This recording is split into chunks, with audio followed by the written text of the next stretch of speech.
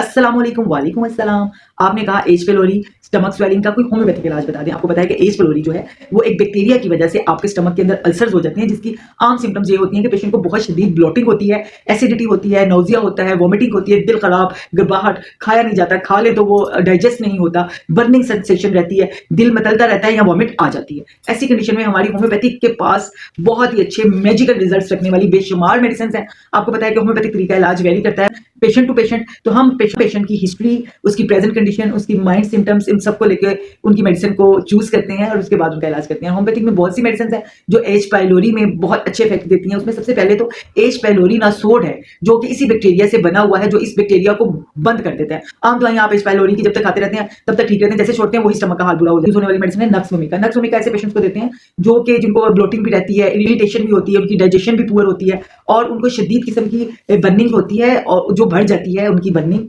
चीजें खाने से, डीप फ्राइड चीजें खाने से और रात के टाइम और स्ट्रेस लेने से। नेक्स्ट जो मेडिसिन रूबीनिया। रूबीनिया बहुत अच्छा इफेक्ट करती है जब शदीद ज़ाबियत है, खाया पिया उबल के बाहर को आ रहा है, बस खा पी ले और उसके बाद आपको बर्निंग शुरू हो जाए, ब्लोटिंग, डकार आना शुरू हो जाए, दिल खराब हो और इवन को उल्टी भी आ जाए और ये अलामत रात को इतनी शदीद हो जाए कि आप रात को पेट आपका फूल जाए और आप चलते फिरें और आपको सुकून ना हो, तो आप रूबीनिया को 200 में ले सकते हैं डेली 1 डोज। उसके बाद है आर्सेनिकम एल्ब। आर्सेनिकम एल्ब शदीद किस्म की जलन की दवा है। नेट्रम फॉस, वो लोग जो बहुत ज्यादा स्पाइसी चीजें खाते हैं, जिनका लीवर पे बहुत ज्यादा प्रॉब्लम्स आ जाते हैं, लीवर हैवी हो जाता है, उसमें नेट्रम फॉस बहुत अच्छा काम करती है। तो आपने होम्योपैथिक मेडिसिन खानी है, साथ आपने परहेज भी करना है तमाम स्पाइसी चीजों से, तमाम डीप फ्राई चीजों से, तमाम बासी चीजों से।